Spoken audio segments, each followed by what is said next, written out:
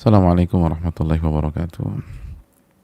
Alhamdulillah hamdan katsiran thayyiban mubarakan fih kama yuhibbu rabbuna warda, wassalatu wassalamu ala nabiyyina Muhammadin wa ala alihi wa sahbihi wa man sara ala nahji bi ihsanin ila yaumil wa ba'd. Hadirin Allah muliakan, Allahumma inna nas'aluka ilman nafi'a wa na'udzubika min ilmin la yanfa'. Ya Allah, berikanlah kami ilmu yang bermanfaat dan lindungilah kami dari ilmu yang tidak bermanfaat. Dan pada kesempatan kali ini kita bersyukur kepada Allah Subhanahu wa taala karena kita kembali Allah pertemukan di majelis ilmu, majelis yang diberkahi oleh Allah Subhanahu wa taala, menjadi tanda kebaikan seorang hamba. Man yuridillahu bihi khairan yufaqihu fid din. Barang siapa yang Allah inginkan kebaikan, maka Allah akan fakihkan dia terhadap agamanya. Allah akan berikan ilmu dan taufik untuk mengamalkan ilmu tersebut. Oleh karena itu, marilah kita bersyukur dan terus bersyukur kepada Allah Subhanahu wa taala. Dan pada kesempatan kali ini kita diberikan kesempatan untuk beramal di sebuah hari di bulan Dzulhijjah, salah satu bulan haram yang semua pahala dilipat gandakan oleh Allah dan semua dosa pun dilipat gandakan oleh Allah Subhanahu wa taala. Maka bersyukurlah kita ketika kita kembali bersama Riyadhus Shalihin di salah satu hari di bulan Dzulhijjah, satu dari 4 bulan haram. Semoga Allah menerima amal ibadah kita dan melipat gandakannya, amin ya rabbal alamin. Sebagaimana salawat dan salam semoga senantiasa tercurahkan kepada junjungan kita Nabi kita Muhammadin sallallahu alaihi wasallam beserta para keluarga, para sahabat dan orang-orang yang istiqomah berjalan di bawah naungan sunnah beliau sampai hari kiamat kelak. Saudaraku yang semoga Allah muliakan, kembali bersama Imam Nawawi rahimahullahu taala bersama kitab Riyadhus Shalihin. Dan pada kesempatan kali ini kita akan bersama hadis yang ke-52. Hadis Abu Yahya. Berkata Al-Imam An-Nawawi rahimahullahu ta'ala, semoga Allah merahmati beliau, merahmati keluarga beliau, orang tua beliau, orang-orang yang beliau cintai, guru-guru beliau, dan seluruh umat Islam dimanapun mereka berada. Beliau menyatakan, wa an Abi Yahya Usaid bin Hudayr, dari Abu Yahya Usaid bin al-Hudayr, anna rajulan minal ansar qala, bahwa ada seseorang dari kaum Ansar berkata kepada Nabi SAW, ya Rasulullah, ala tasta'miluni kama sta'malta fulanan wa fulana. Wahai Rasulullah, wahai Rasulullah,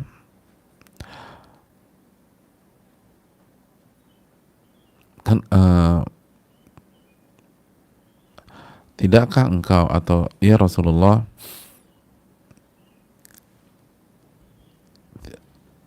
mengapa engkau tidak mempekerjakan saya, tidak memberikan saya posisi sebagaimana engkau mempekerjakan fulan dan fulan. Jadi sekali lagi orang ini bertanya, ya Rasulullah, mengapa engkau tidak mempekerjakan saya sebagaimana engkau mempekerjakan fulan dan fulan? Jadi mempekerjakan si A dan si B gitu loh. Lalu Nabi SAW menjawab, faqala innakum satalqawna ba'di atharatan fasbiru hatta talqawni 'alal hawd. Muttafaqun alaih. Lalu Nabi SAW menjawab, sesungguhnya kalian akan bertemu atharah, orang-orang atau pemimpin-pemimpin yang mementingkan dirinya sendiri. Kalian akan bertemu dengan mereka setelah masaku, setelah diriku. Fasbiru, maka bersabarlah menghadapi mereka. Bersabarlah menghadapi pemimpin-pemimpin yang zalim, orang-orang yang sibuk dengan dirinya sendiri dan menelantarkan hak orang lain. Sabarlah menghadapi mereka hatta talquni 'alal haud, sampai kalian berjumpa denganku di telaga, di haud atau telaga pada hari kiamat kelak. Hadis ini riwayat Bukhari dan Muslim. Hadirin Allah muliakan, hadis yang singkat, simpel, tapi syarat akan makna, Yang pertama, marilah kita berkenalan dulu dengan perawi dari sahabat Nabi SAW, yaitu Abu Yahya Usaid bin Hudhair. Hadirin Allah muliakan, Usaid bin Hudhair Ibnu Sammak mungkin tidak sepopuler misalnya Abdullah bin Umar, Abdullah bin Abbas, dan para sahabat-sahabat yang lain. Hanya saja beliau salah satu tokoh besar di masa jahiliyah dan setelah beliau masuk Islam. Beliau dari Aus, salah satu dari dua kabilah besar di Madinah.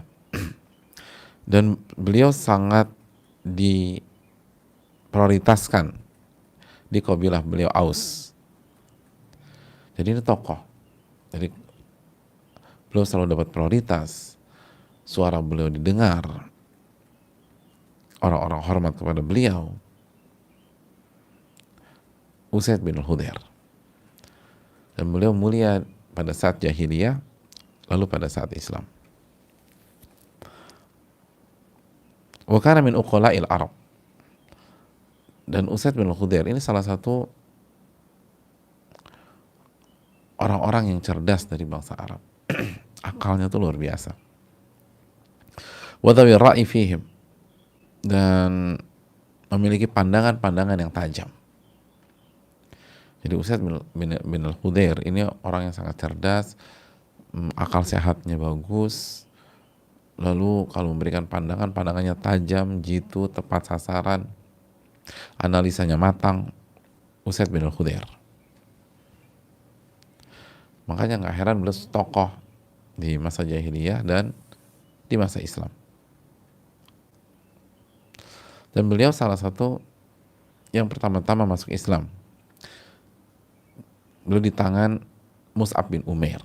Jadi beliau masuk Islam itu melalui Mus'ab bin Umair. Mus'ab bin Umair. Dan beliau ikut serta pada Bai'at Aqabah yang kedua. Bai'at Aqabah yang kedua. Masih ingat berapa orang Bai'at Aqabah yang kedua?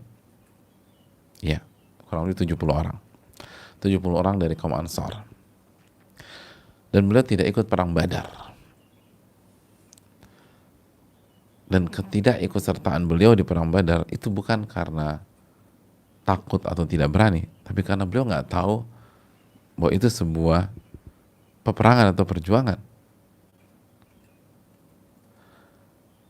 Makanya beliau kata, walau dhanantu annahu ghazwun ma takhallaftu. Kalau aku tahu itu adalah sebuah peperangan, aku nggak akan absen di peperangan tersebut. Aku nggak tahu. Lihat para sahabat Nabi ya. Kalau kita mau alhamdulillah, untung saya nggak tahu. Lebih baik di rumah santai-santai deh. Ini beliau nggak. Kalau saya tahu saya akan ikut, tapi saya nggak ngerti. Beliau juga akhirnya menyaksikan atau ikut serta di perang Uhud. Dan ketika di perang Uhud, beliau salah satu sahabat yang tetap berada bersama Nabi SAW ketika kondisi porak-poranda, ketika barisan itu terpecah, tapi beliau tetap bersama Nabi SAW, nggak mundur, nggak kabur, nggak berlindung, tetap bersama Nabi SAW di saat-saat genting tersebut. Di saat-saat genting, kalau kita mau tahu mana sahabat, mana musuh dalam selimut, lihat di saat-saat genting, siapa yang berdiri bersama kita, siapa berdiri yang bersama kita, itu sahabat. Dan Nabi dapatkan itu dalam diri Usaid bin Hudhair.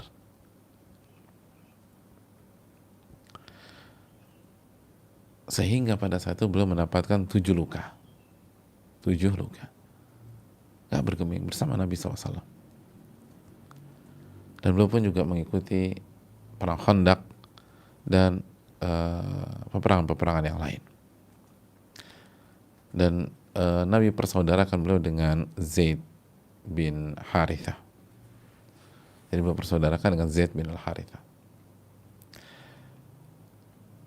Dan beliau dipuji oleh Nabi SAW. Sampai Nabi mengatakan dalam hadis Tirmidzi, ni'mar rajulu Usaid bin Hudhair.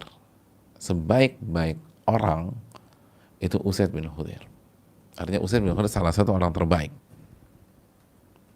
Salah satu orang terbaik. Dan menariknya jemaah sekalian, dijelaskan bahwa Usaid bin Khudair ini muzah watibul akhlak. Orang tuh akhlaknya baik banget dan lucu, suka bercanda. Jadi Usaid bin Khudair itu punya selera humor yang bagus dan suka bercanda. Tapi di waktu yang sama akhlaknya mulia. Dan itulah para sahabat atau para ulama klasik. Sebagaimana kita punya karakter yang berbeda-beda, kita tuh ada yang humoris, suka bercanda, ada yang serius gitu loh, ada yang melankolis. Ulama-ulama dulu atau para sahabat pun demikian. Ada yang serius, ada yang suka bercanda. Dan Usaid bin Khudair salah satu sahabat yang suka bercanda, tapi di waktu yang sama punya akhlak yang mulia sehingga tidak kebablasan dan bisa menjaga diri. Dan beliau salah satu sahabat yang punya suara bagus ketika baca Al-Quranul Karim. Suara bagus ketika membaca Al-Quranul Karim. Kita tahu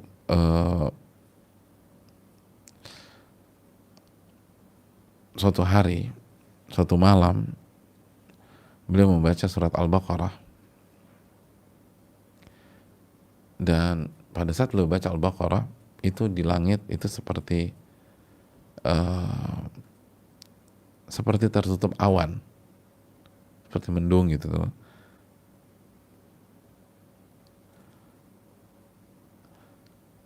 Tapi fiha amthalul masabih. Tapi di atas itu pun juga ada seperti lampu-lampu. Lalu Nabi SAW mengatakan tilkal malaikatu danat li sautik. Tahu nggak Usaid? Itu tuh malaikat yang mendekat karena suaramu membaca Al-Quran. Subhanallah. Itu malaikat yang mendekat karena suaramu membaca Al-Quran. Walau qara'ta la asbahta yanzurun nasu ilaiha. Law qara'ta la asbahat yanzurun nasu ilaiha la tatawara minhum. Kalau engkau baca sampai pagi gitu loh, itu manusia akan melihat hal tersebut. Jadi bacanya bagus sekali, suaranya tuh bagus ketika baca Al-Quran. Dan Abu Bakar As-Siddiq radhiyallahu ta'ala itu memuliakan beliau, menghormati beliau, dan tidak mengedepankan siapapun di atas beliau dari kalangan Ansar. Jadi bagi Abu Bakar ya Ansar ya Usaid bin Khudair, dan beliau yang selalu diprioritaskan. Dan beliau ikut serta pada saat pembukaan Baitul Maqdis bersama Umar bin Khattab radhiyallahu ta'ala an. Oleh karena itu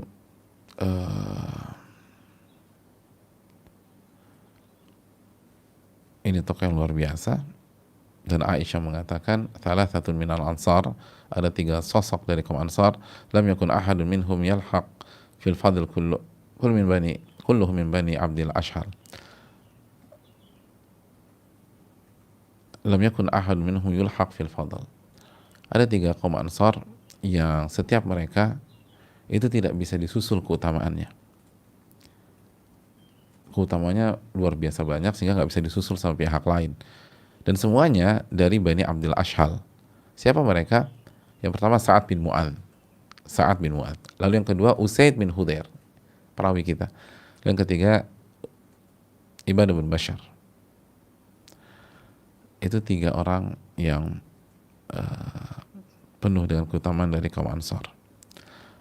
Dan beliau wafat di kota Madinah di tahun ke-20 Hijriah. Kira-kira itu profilnya seorang tokoh besar kaum Ansar dari Aus, orangnya lucu tapi akhlaknya mulia, dia suka bercanda, punya selera humor, lalu dimuliakan oleh Abu Bakar As-Siddiq dan bacaan Qur'annya bagus, dan juga dipuji oleh Aisyah radhiyallahu ta'ala anha. Itulah Usaid bin Khudair. Hadirin Allah muliakan, kita masuk ke hadis ini.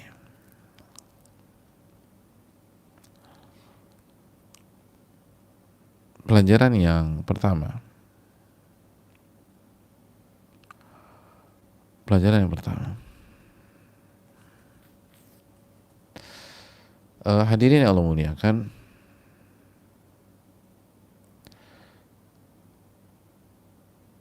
pelajaran yang pertama yang bisa kita petik dari hadis ini bahwa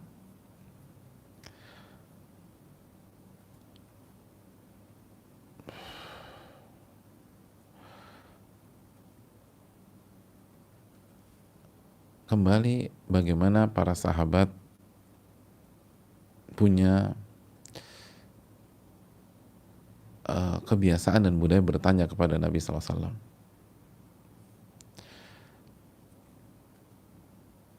Dan dalam kasus ini adalah salah satu mereka meminta posisi. Mereka meminta posisi kepada Nabi SAW, bertanya, kenapa engkau tidak mempekerjakanku sebagai engkau mempekerjakan fulan dan fulan, fulan dan fulan.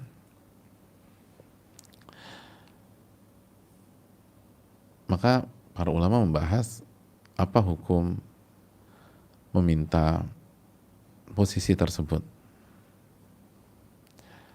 Apa hukum meminta posisi tersebut?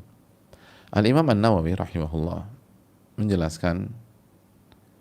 beliau menjelaskan, tidak ada di kitab ini ya, bukan di dalam Muslim tapi di dalam Syarah Muslim. Beliau menjelaskan karahatu su'alil wilayah sawan wilayatul imara wal qada wal husbah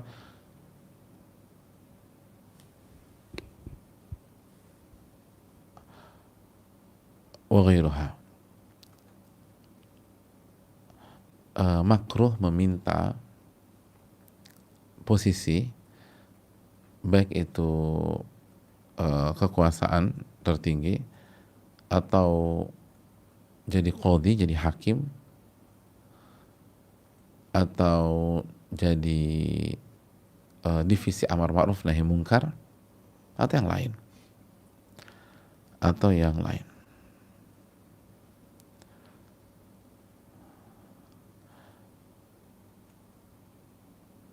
Itu poinnya, hukumnya karahah atau makruh.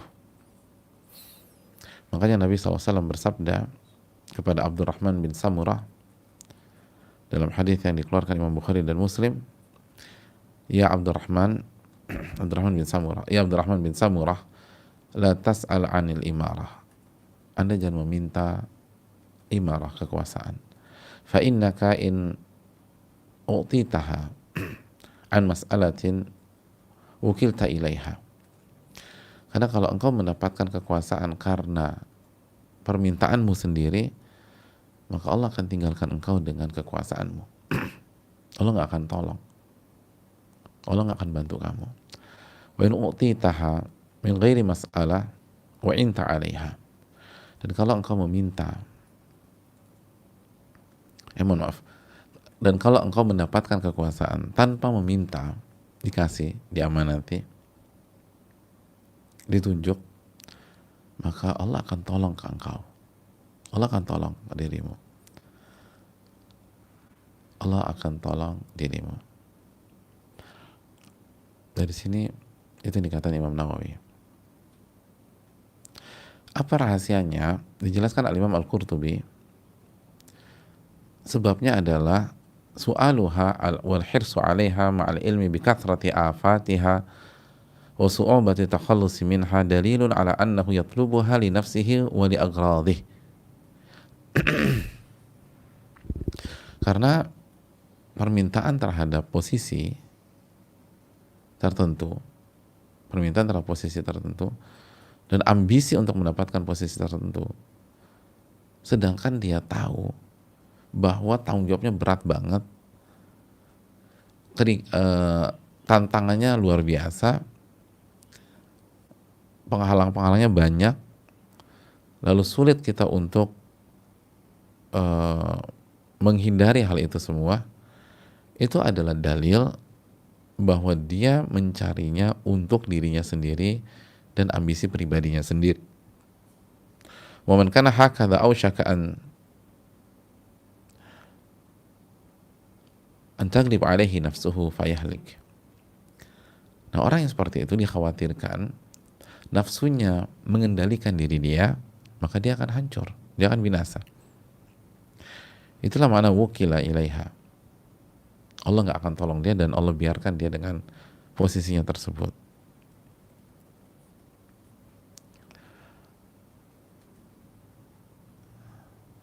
Lalu menariknya, waman abaha liilmihi, dan barang siapa yang enggan karena dia tahu bahwa punya posisi, punya jabatan itu nggak mudah, tantangannya itu berat, dan dia khawatir dia lalai dalam memenuhi kewajiban-kewajibannya. Wa farra minha, lalu dia berusaha menghindar. Tsumma btuliya biha, lalu dia diuji dengan kekuasaan tersebut atau posisi tersebut. Dia udah menghindar nih, tapi tetap dikasih. Tetap dikasih. Fayurja lahu alla taghlibu alaihi nafsu. Semoga orang seperti ini tidak dikalahkan oleh hawa nafsunya. Tidak dikalahkan oleh hawa nafsunya. Lil khawfil ghalibi alaih. Karena dia khawatir dia nggak mampu.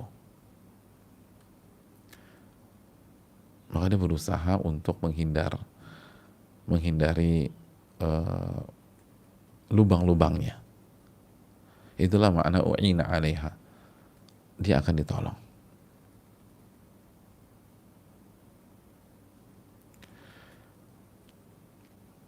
Itu menarik ya. Jadi sekali lagi jamaah sekalian, kalau dia minta dan seterusnya, padahal tahu ini susah banget, posisi ini tuh berat, maka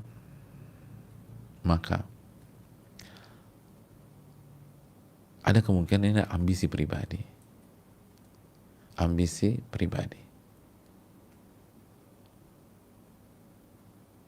Dan kemungkinan besar dia akan kalah dengan hawa nafsunya. Tapi kalau sebaliknya, dia berusaha menghindar, dia ini, tapi akhirnya dia dapat juga, tapi dia takut gitu loh.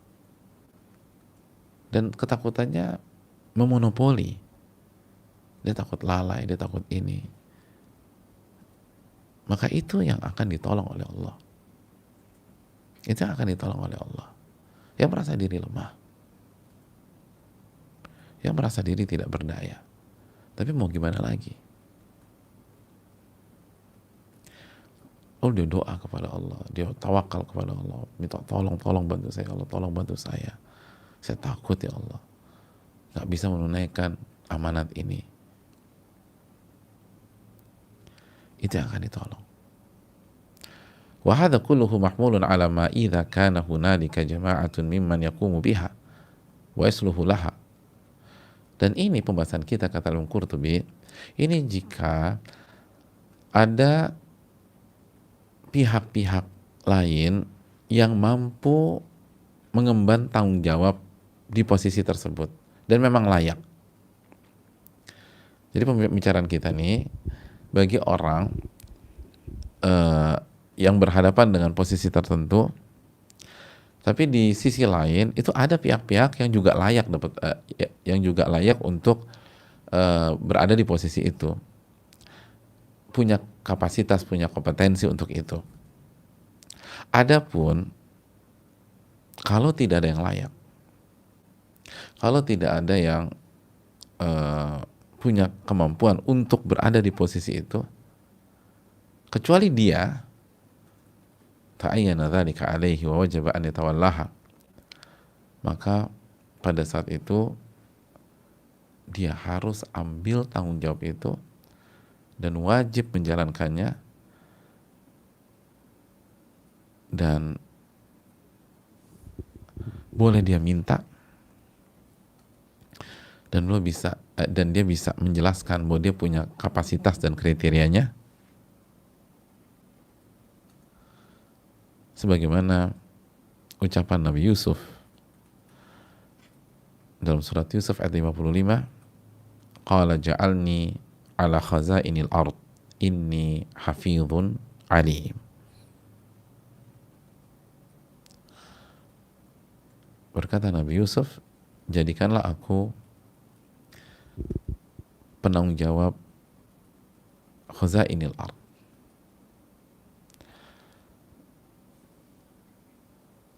pembendaraan hasil-hasil bumi, karena ini hafizun alim, karena aku adalah orang yang menjaga amanat dan aku orang yang berilmu dalam bidang ini. Kata Imam Qurtubi dalam tafsirnya,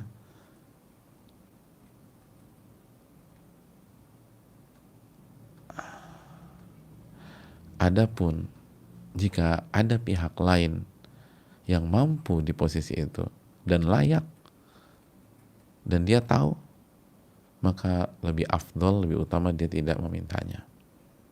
Tapi kalau nggak ada yang layak kecuali orang tersebut, maka dia bisa menerapkan praktek dari Nabi Yusuf alaihissalam. Ini semua dikembalikan ke kejujuran kepada Allah. Lalu benar-benar, sekali lagi, bisa membaca kondisi dengan objektif. Itu poinnya. Itu poin penting dalam masalah ini. Dan itu yang diminta oleh orang dalam hadis Usaid bin Khudair. Kenapa engkau tidak mempekerjakan aku sebagaimana engkau mempekerjakan fulan dan fulan ya Rasulullah? Jadi dia minta posisi. Dan itulah sedikit perincian dalam masalah posisi. Hukum asalnya makruh, meminta, dan Nabi SAW mengatakan kepada Abdurrahman, jika meminta maka dia akan ditinggalkan oleh Allah Subhanahu Wa Taala untuk mengurus urusannya sendiri, Allah nggak akan tolong. Tapi kalau dia mendapatkan tanpa meminta, maka Allah akan tolong dia. Dan ini jika ada kandidat lain yang juga layak, ada pihak lain juga layak. Tapi kalau nggak ada yang lain, hanya dia yang bisa. Dan kalau dia nggak ambil, akan diambil oleh orang zalim, atau posisi itu akan terkoyak, dan akhirnya maslahat di tempat tersebut jadi terbengkalai. Maka ulama mengatakan tidak mengapa dia mengambilnya atau memintanya. Bahkan kata Al-Imam Qurtubi, dia wajib untuk itu, untuk menutup fardu kifayah. Wallahu ta'ala alam bisawab. Kita lanjutkan jamaah sekalian Allah muliakan. Pelajaran yang kedua dari hadis ini,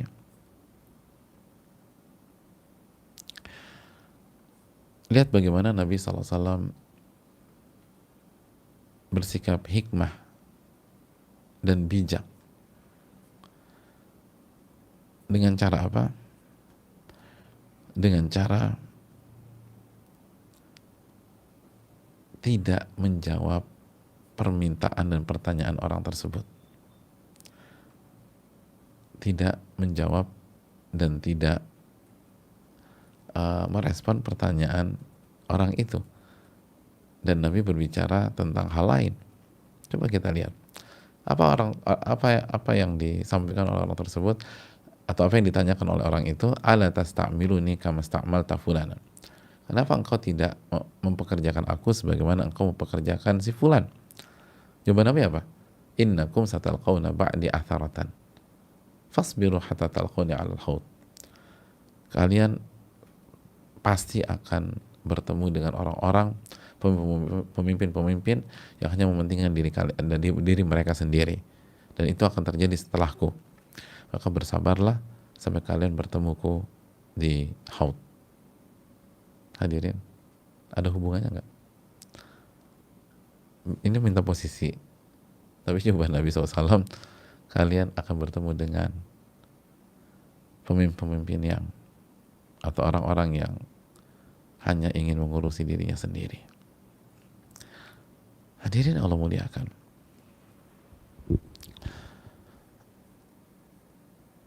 Ini adalah hikmah dalam menjawab, kata para ulama.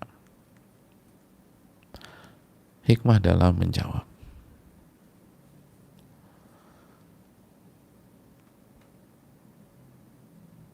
Yaitu dengan tidak menjawab pertanyaan dan membahas hal lain yang lebih penting dari itu, lebih bermanfaat dari itu. Jadi nggak semua pertanyaan kita jawab. Bisa jadi benar-benar kita nggak jawab, atau bisa jadi nanya-nanya ke kanan, kita kasih keterangan ke kiri. Bukan karena nggak nyambung dan nggak ngerti pertanyaannya, tapi karena sisi kiri itu lebih penting buat penanya daripada pertanyaan dia di sisi kanan. Makanya kata para ulama, wa min alwani hadil hikmah al ijabah bima huwa aula wa aham fima yakhussus sa'il wa irsyaduhu ila ma yaf'alu wa ya'malu fi. Dan di antara varian-varian hikmah dalam menjawab adalah menjawab pertanyaan dengan hal yang lebih utama dan lebih bermanfaat bagi penanya. Lebih bermanfaat daripada ngebahas kenapa engkau tidak mempekerjakan aku. Oke, nanti nih setelah aku wafat itu akan ada pihak-pihak yang zolim. Itu lebih bermanfaat. Gimana caranya kamu sabar? Sabar sampai kalian bertemu aku di haud. Sabar. Jadi nggak dijawab sama Nabi SAW. Sabar. Sabar. Ngadepin pihak-pihak atau pemimpin yang zalim, yang hanya sibuk dengan urusan pribadinya sendiri dan melalaikan hak dari pihak lain atau rakyatnya. Hadirin Allah muliakan, tidak dijawab. Tidak dijawab. Oleh karena itu hadirin Allah muliakan,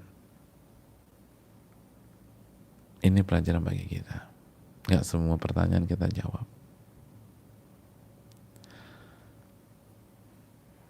Dan gak semua pertanyaan kita jawab dengan hal yang pasti nyambung. Bisa jadi gak nyambung, tapi itu lebih penting bagi penanya. Wallahu ta'ala alam bisawab. Pelajaran yang berikutnya jamaah sekalian Allah muliakan, bahwa Nabi SAW menyatakan bahwa, sekali lagi seperti yang kita bahas pada pertemuan yang lalu, menghadapi pihak-pihak seperti itu kuncinya sabar. Tunaikan kewajiban kita, minta hak kita kepada Allah. Tapi spesialnya hadis ini, hatta talqauni 'alal haud. Sabarlah sampai kalian bertemu denganku di telaga. Allahu Akbar. Telaga di hari kiamat kelak. Telaga adalah hal yang valid. Kata Imam As-Suyuti, ada 50-an sahabat yang meriwayatkan tentang telaga Nabi SAW di hari kiamat. Dan di antara sahabat tersebut adalah Khulafair Rasyidin. Dan ulama mengatakan seperti Al-Imam Ibn Abil Izz Al-Hanafi, telaga itu sangat besar, sangat luas.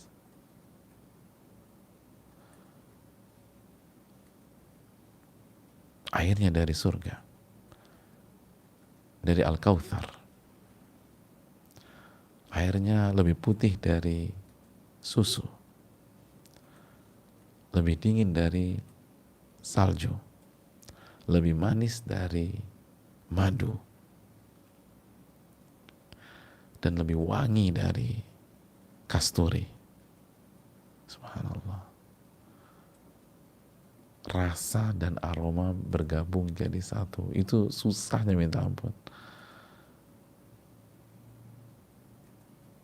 Seenak-enak aroma parfum, coba antum minum kalau nggak muntah-muntah.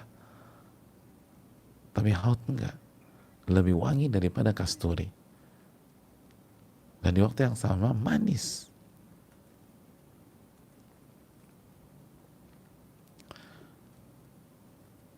Dari ujung ke ujungnya perjalanan 1 bulan perjalanan.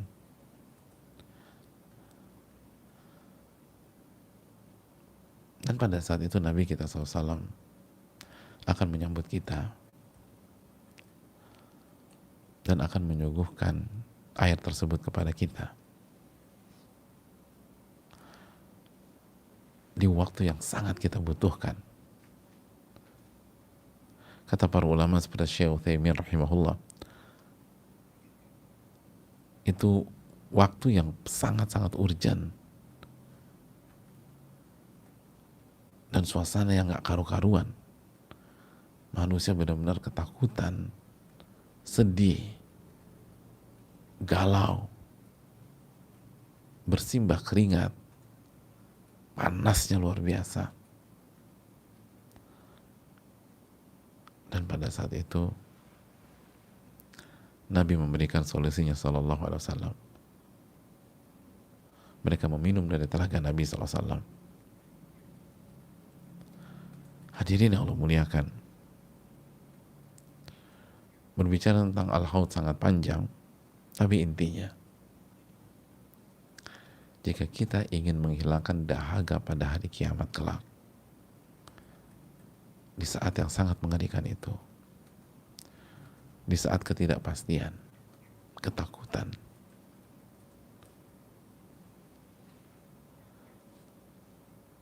maka sabarlah menghadapi pihak-pihak yang zalim, pemimpin yang zalim, atasan yang zalim. Tidak ada ketidakadilan di situ. Karena Nabi menjanjikan meminum dari telaga Haud. Air yang begitu manis, dingin, harum, putih bersih.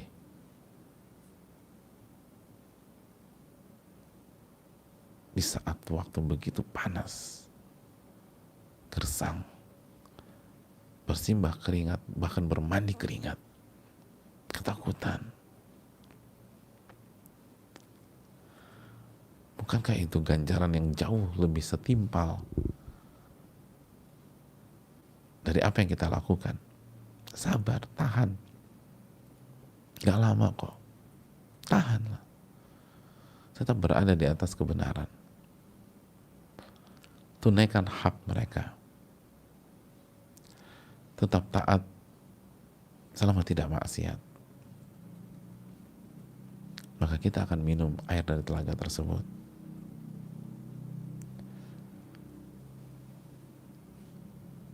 Ini pelajaran besar. Dan lihat bagaimana Nabi SAW mengatakan, hatta talqawni alal haud. Kalian sabar sampai kalian bertemu dengan aku. Oh hadirin, bahasanya dalam. Kalian sabar sampai kalian bertemu dengan aku. Bertemu dengan siapa? Bertemu dengan Rasulullah SAW. Bertemu dengan siapa? Bertemu dengan Nabi terbaik SAW, manusia termulia SAW, sosok yang selama ini hanya kita bisa bayangkan semata. Kita hanya bisa bayangkan gimana sosok beliau ketika mempelajari misal Asyama'il Muhammadiyah, yang hanya kita bisa baca akhlak dan sikap beliau dari kitab Riyadhus Shalihin.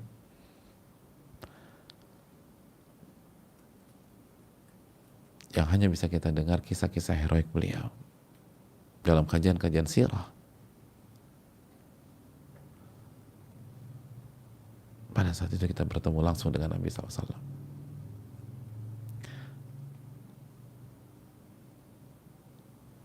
Hadirin, coba kita renungkan.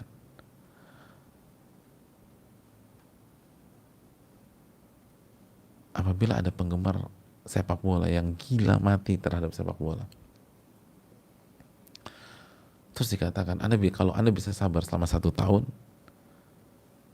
tahun depan Anda akan ketemu Lionel Messi misalnya. Gimana kira-kira? Gimana perasaannya?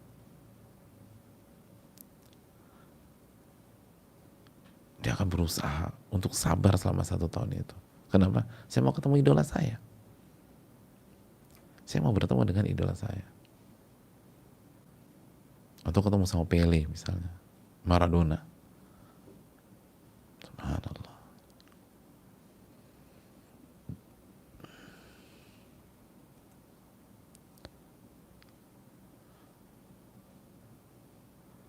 Kita akan berusaha. Kita akan berusaha sabar. Lalu bagaimana dengan hadis ini? Hatta talquni 'alal haud. Sampai kalian bertemu denganku. Sallallahu alaihi wasallam. Bertemu dengan Rasulullah SAW di kondisi yang begitu mengerikan, yang begitu menakutkan, dengan segala ketidakpastian. Bertemu dengan Nabi kita Sallallahu Alaihi Wasallam. Gimana perasaan seorang anak kecil ketika hilang di sebuah tempat permainan dan dia bingung mau kemana, dia nggak tahu mau kemana, orang crowded di sana, lalu dia bertemu dengan ayahnya, bertemu dengan ibunya, itu senang ya minta ampun, mungkin nangis sekali. Hilang tuh 1 jam, ketemu lagi. Ini hari kiamat ya mas sekalian. Hari kiamat. Lalu Nabi katakan sabar, sabar. Hatta talqauni alal haud. Sampai kalian ketemu sama aku di tenaga haud. Gimana perasaan kita nanti? Bertemu dengan sosok azizun alaihi ma'anittum harisun alaikum bil mu'minina raufur rahim. Sosok yang benar-benar merasakan ketika kalian merasakan sakit, belum merasakan. Harisun alaikum, yang sangat semangat dalam memberikan kebaikan dan hidayah irsyad kepada kalian. Bil mu'minina raufur rahim, yang sangat sayang dan penyantun bagi orang-orang yang beriman. Sosok yang paling berjasa dalam hidup kita. Kita bisa dapat kebahagiaan karena tuntunannya Sallallahu Alaihi Wasallam. Rumah tangga kita berangsur-angsur pulih dan membaik dan mesra kembali karena kita dan pasangan kita berusaha kembali mengikuti tuntunannya Sallallahu Alaihi Wasallam. Anak kita jadi nurut, jadi taat sama kita karena mengikuti tuntunannya Sallallahu Alaihi Wasallam. Rizki kita jadi semakin berkah, semakin berkah, semakin berkah karena mengikuti guidance dari Nabi Sallallahu Alaihi Wasallam, mana yang boleh, mana yang tidak boleh. Hubungan kita dengan orang-orang sekitar semakin baik karena kita mengikuti akhlak Nabi Sallallahu Alaihi Wasallam. Sosok yang sangat berjasa kepada kita.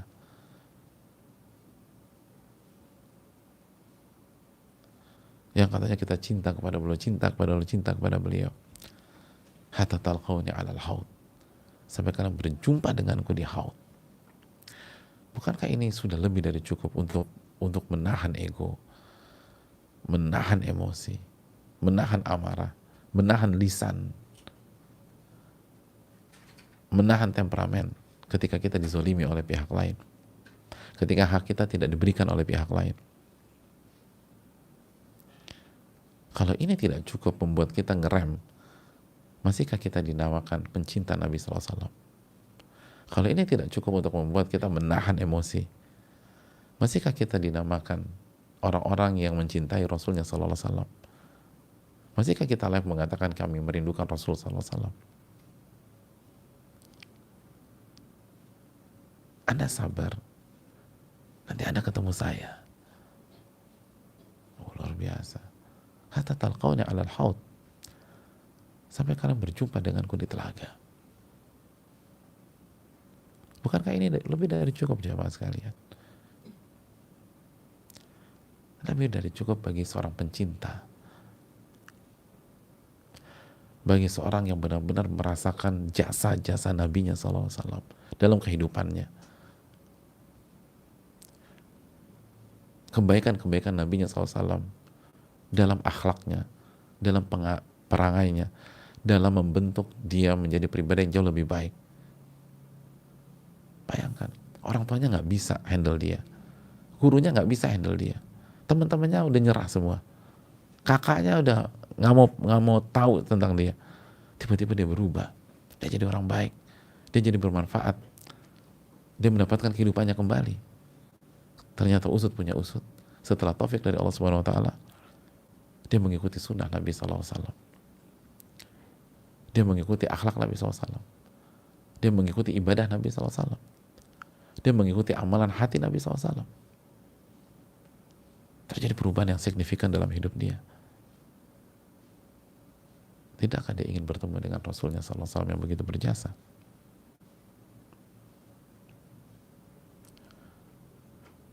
Dan kita bukan siapa-siapa, jamaah. Kalau kita Abu Bakar wajar, hatta talquni alal haud, nanti ya ketemu aku di haud. Itu Abu Bakar wajar, udah kenal di dunia. Kalau kita Umar wajar. Nabi katakan, wahai Umar, wahai Abu Bakar, wahai Ali, sampai ketemu aku di haud ya. Ini hadis ini untuk kita semua. Kita yang bukan siapa-siapa. Kita yang banyak dosa.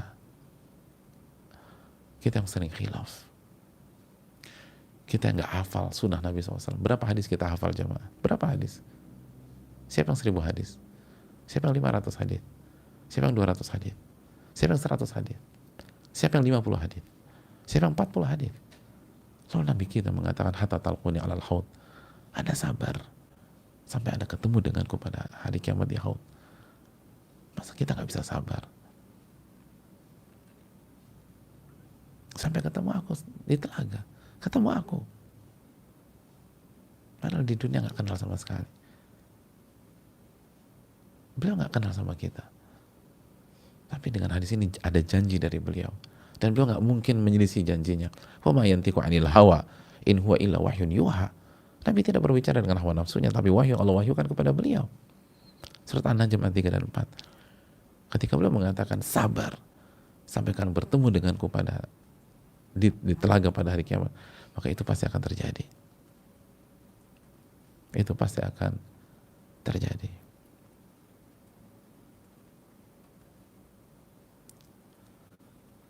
Maka bersabarlah. Dan setiap terpancing, ingat janji dari Nabi kita SAW kepada kita, hatta talqawni alal haud. Nabi menjanjikan pertemuan di telaga.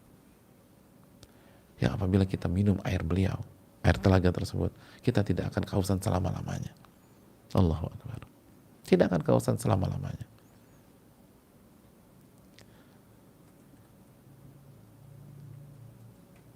Oleh karena itu jamaah sekalian yang Allah muliakan, sabarlah menghadapi setiap pihak yang tidak memberikan hak kita, setiap pihak yang menzolimi kita, setiap pihak yang egois, setiap pihak yang mau menang sendiri, yang hanya mikirkan hak dia sendiri. Karena Anda dijanjikan tiket bertemu Nabi Sallallahu Alaihi Wasallam jika bisa sabar. Jika bisa sabar. Ini bisa disampaikan. Semoga bermanfaat. Wassalamualaikum warahmatullahi wabarakatuh. Wa ala alihi wa sahbihi ajma'in. Allahumma inna nas'aluka ilman nafi'an wa na'udzubika min ilmin la yanfa'. Ya Allah, berikanlah ilmu yang bermanfaat dan lindungilah kami dari ilmu yang tidak bermanfaat. Rabbana taqabbal minna, ya Allah terimalah amal ibadah kami. Wassallallahu wasallam ala nabiyyina Muhammad. Subhanakallahumma wa bihamdika asyhadu an la ilaha illa anta astaghfiruka wa atubu ilaik. Assalamualaikum warahmatullahi wabarakatuh.